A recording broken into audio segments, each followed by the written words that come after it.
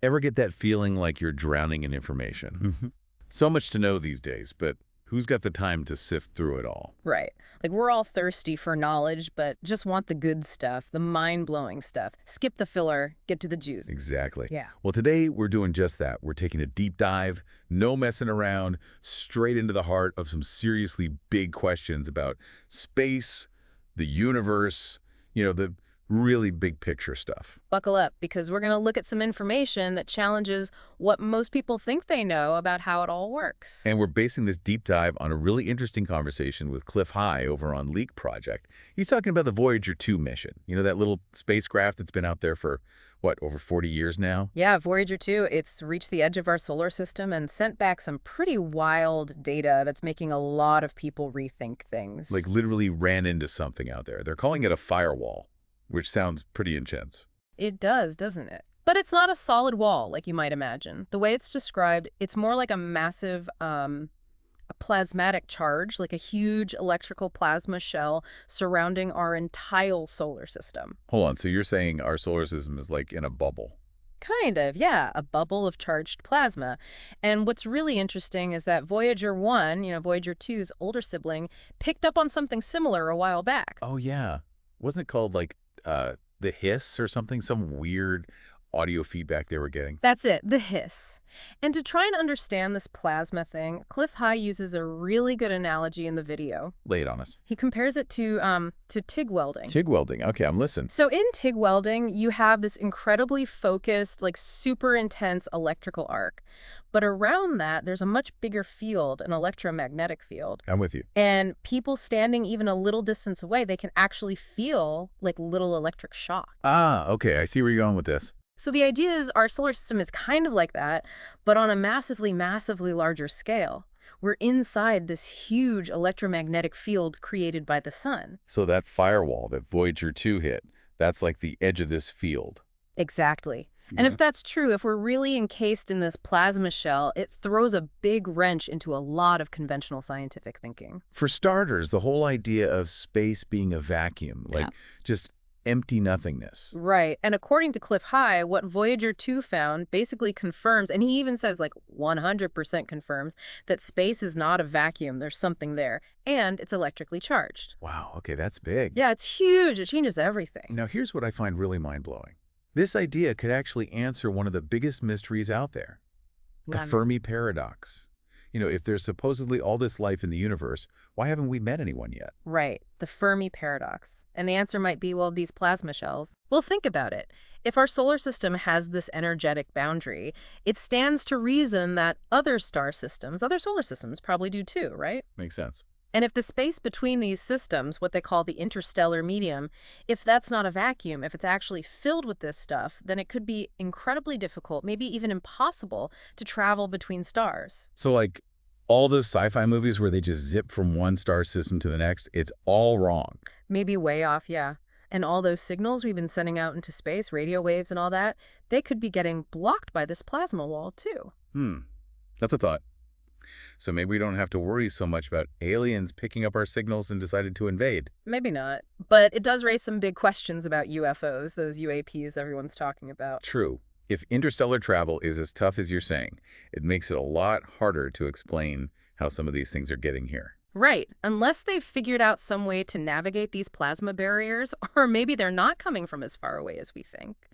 There's also a fascinating idea about a group called the Pneumo that we'll talk about later that might be an exception to all this. Okay, now my brain is officially starting to melt a little. Yeah, it's a lot to take in, but we're just getting started. Now let's talk about the electrical universe, because that's a whole other rabbit hole. I am so ready to jump down that hole. Hit me with it. All right. So the electrical universe theory basically says that electricity and magnetism, those are the primary forces at play in the universe, not gravity, like most people think.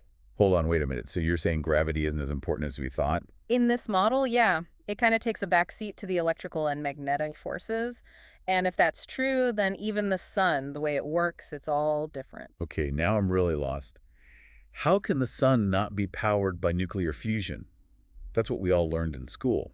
Well, the electrical universe people, they say that's not how it works. Yeah. They have different ideas about how the sun produces energy, and it all comes down to these massive electrical and magnetic fields that permeate the solar system. All right, you've officially lost me.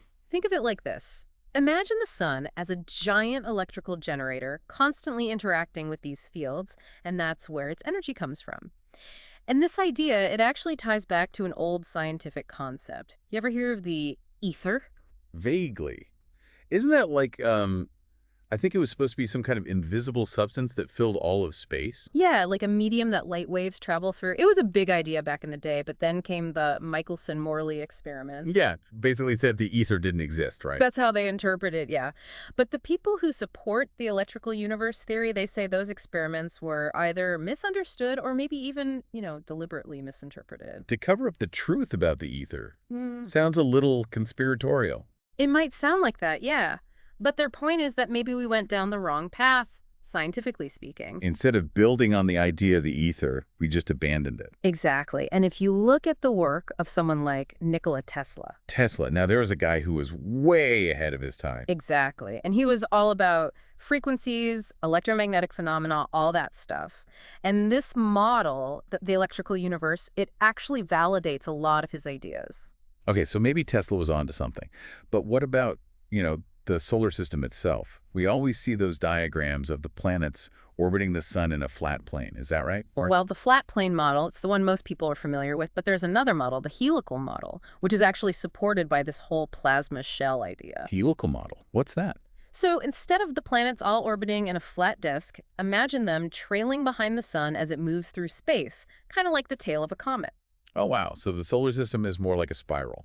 Exactly, a spiral. And some people even think this helical motion might be why we see those spiral patterns in ancient art and petroglyphs. Interesting. Like they were trying to map the actual movement of the planets. It's a theory. And think about the Voyager missions. Both Voyager 1 and 2, they were able to see all the outer planets. So? Well, if the planets were all lined up in a flat disk, that probably wouldn't have been possible.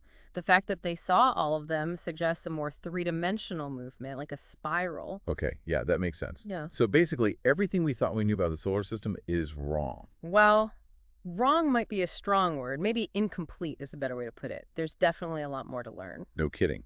So what you're saying is the edge of the solar system isn't just empty space. It's this huge electrical field. Right. A vast, powerful, dynamic field. And could that be, a source of energy? Potentially, yeah. And that brings us back to Tesla and his obsession with the numbers 3, 6, and 9. Tesla and his numbers. Always got to bring in the mystery. Well, he was a big believer in the power of frequencies and resonance.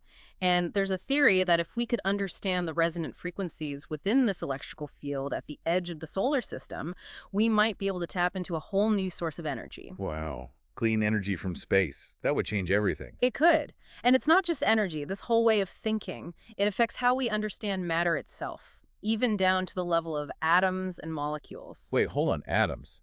How does this change our understanding of atoms? Well, if the electrical universe theory is correct, then atoms aren't just these little solid particles with protons, neutrons, and electrons. They're actually more like disturbances or collapses within these underlying energy fields. Oh, instead of tiny billiard balls, we should be thinking about like waves or something. Yeah, more like waves or vibrations or patterns within these fields. And what we perceive as magnetism and electricity, those are just the effects, the observable effects of these more fundamental field interactions. Okay, I'm trying to wrap my head around this. It's a lot. I know, it's a big shift in thinking. And there's this other term that comes up a lot, dielectric. Dielectric, what's that? Think of it as the hidden side of the field, the part we don't normally see. It's like the stage upon which all these electrical and magnetic phenomena play out. I'm following you. Keep going. So you know how we think of light as coming from the sun in the form of photons, like little particles of light? Yeah. Well, in this model, light isn't emitted by the sun. Not really. It's more like a disturbance, a perturbation in the ether caused by the sun's activity. So the sun's like a rock dropped in a pond, and the ripples are the light. That's a good analogy. And another concept that comes up is duality, like positive, negative, light, dark, all that. But the source mentions that Tesla saw it more like a trinity. A trinity. Interesting. How so? Well, duality is always about two opposites, but the trinity suggests a third element. It's like you have the phenomenon we observe, the underlying reality from which it emerges, and then the observer themselves. All three are interconnected. Okay, that makes sense. It's not just black and white. There's always more to the story. Exactly. And this brings us to someone else who was way ahead of his time, Victor Schauberger. Schauberger, remind me. He was an Austrian scientist and inventor, really fascinating guy. He was all about vortexes and implosion, as a source of energy. Implosion? Yeah. As opposed to explosion. Right. He believed that nature works through implosion, not explosion. And this idea actually fits perfectly with the electrical universe theory. Because the universe isn't about things flying apart, it's about energy flowing and swirling in these patterns. Exactly. And Schauberger thought we could build engines based on these natural implosive forces, engines that would be far more efficient and harmonious with the universe. Sounds like something out of Star Wars. It does, doesn't it? But it's not as far-fetched as it might seem. Okay, now are you ready for something really out there? Hit me. Let's talk about the pneumo. The what? The pneumo. N-U-M-O. It's N-U-M-O. They're described as these, beings from ancient legends. And what's crazy is that these legends come from all over the world, different cultures, totally unconnected. And what do the legends say? They say the pneumo were aquatic beings. They lived in water. But get this, they were able to travel between stars. Wait, what? Underwater aliens? Not aliens exactly, more like, it's hard to explain, but they supposedly traveled in these ships filled with water, and the ships were powered by liquid copper engines. Liquid copper engines? Seriously? Yeah, I know, it sounds wild, but there are these ancient headdresses that have been found, and the designs on them, they match the descriptions of these liquid copper engines. And there's even a symbol on a stone in Wales that looks exactly like it. So you're saying this pneumo thing, it's not just some made-up story? It's hard to say for sure, but the evidence is pretty compelling. And the source makes a good point about how a lot of this information, it's not online. It's in old books, dusty archives, stuff like that. So we might be missing a lot of important knowledge just because it hasn't been digitized yet. Exactly. There could be a whole hidden history out there just waiting to be rediscovered. Okay, now let's shift gears a bit and talk about communication. Because even if interstellar travel is super difficult, maybe we can still talk to other civilizations out there. But you said earlier that the plasma shell might block our signals. It might for conventional radio waves and stuff like that. But there might be another way. Remember those resonant frequencies we were talking about? Yeah. Well, imagine if every star, every solar system, has its own unique resonant frequency, like a cosmic address. So instead of sending signals blindly out into space, we could target specific star systems by using their resonant frequencies. Precisely. And that could be the key to creating a kind of intergalactic internet. Wow, an intergalactic internet. Mind-blowing. It is, isn't it? And then the source tells this really interesting personal story. He talks about seeing something that looked like, a super advanced form of travel, like teleportation or something. Really? What did he see? He says he saw this object, and it kind of materialized out of thin air, but before it appeared, there was this flash of light, like a movie screen. That's so strange. What does he think it was? He believes it had something to do with the ether and manipulating these underlying field dynamics. Like maybe if you understand how the ether works, you can bypass the need for rockets and spaceships and all that. So like teleporting through the ether. It's a possibility. And that leads to another fascinating topic. Plasma-based life forms. Wait, what? Life forms made of plasma? Are you serious? It sounds crazy, I know. But if the universe is fundamentally electrical in nature, then why couldn't there be life forms that exist as plasma structures? I don't know, it just seems so alien. Well, think about all those reports of living UFOs, the space plankton, those donut-shaped objects people have seen. And what about that NASA tether incident? The tether incident. Refresh my memory. It was back in the 90s during a space shuttle mission. They deployed this long tether from the shuttle, and they caught these weird objects on camera interacting with it. And they think those objects were like living plasma creatures. Some people do, yeah. And think about it, even we humans, we generate electromagnetic fields. We're electrical beings in a way. True. So maybe the idea of life existing in a completely different form than we're used to, maybe it's not so far-fetched after all. Maybe not. Okay, now the source also takes a little detour to talk about theosophy. Specifically, the work of Helena Blavatsky. Have you heard of her? Vaguely.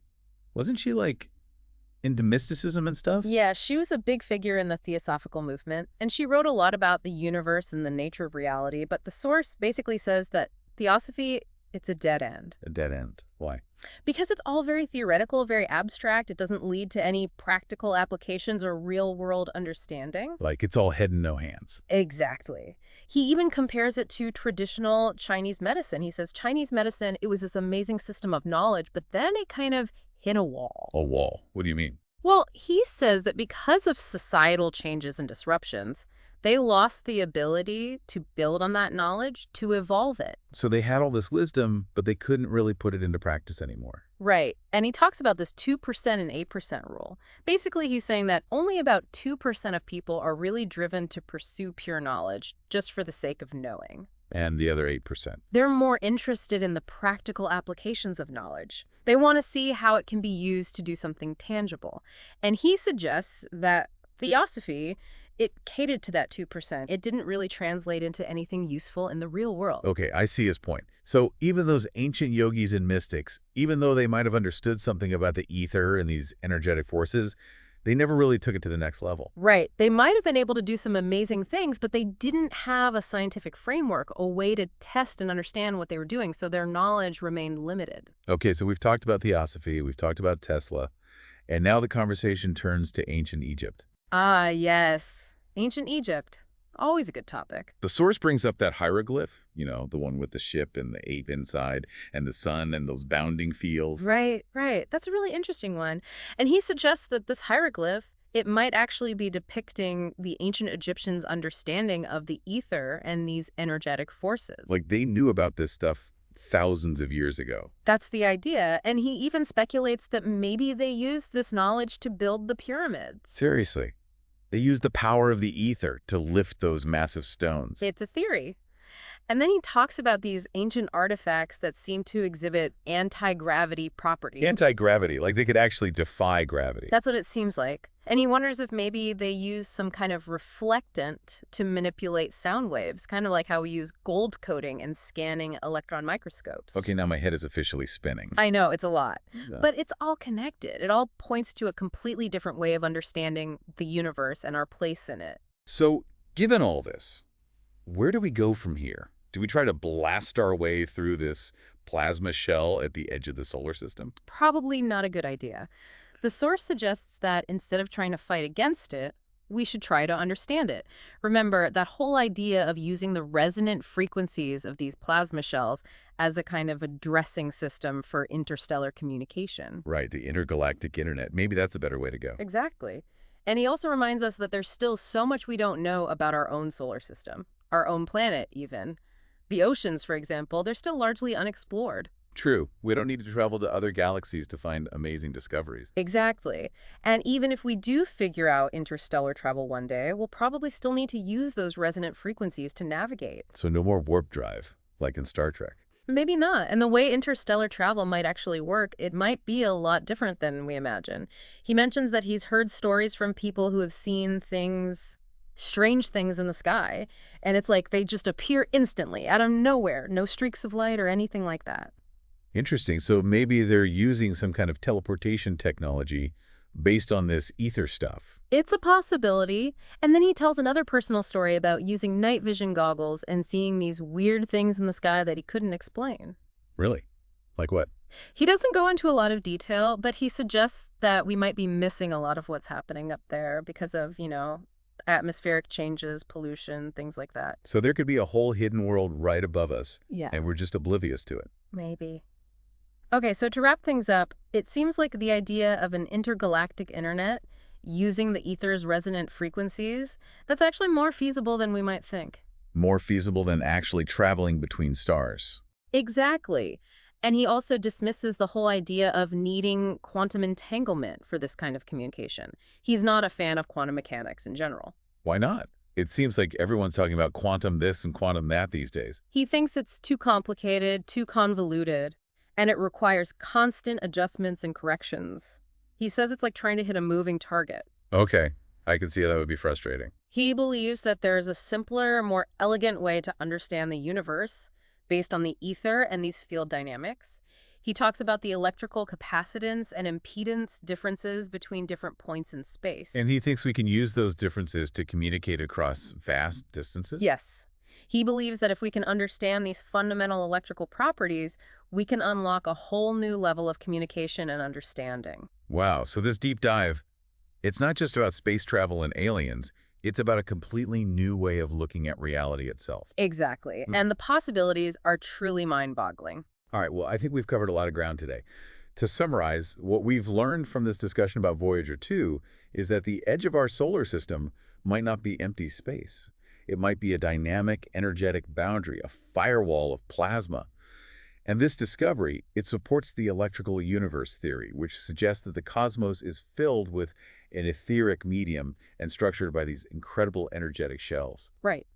And this theory, it has the potential to revolutionize our understanding of physics, communication, and even the very nature of reality itself. It makes you wonder what other scientific assumptions we're clinging to that might turn out to be completely wrong. It's definitely a humbling thought. Well, on that note, we're going to wrap things up. Thanks for joining us on this deep dive. It's been a pleasure. Until next time, keep those minds open and keep exploring the mysteries of the universe.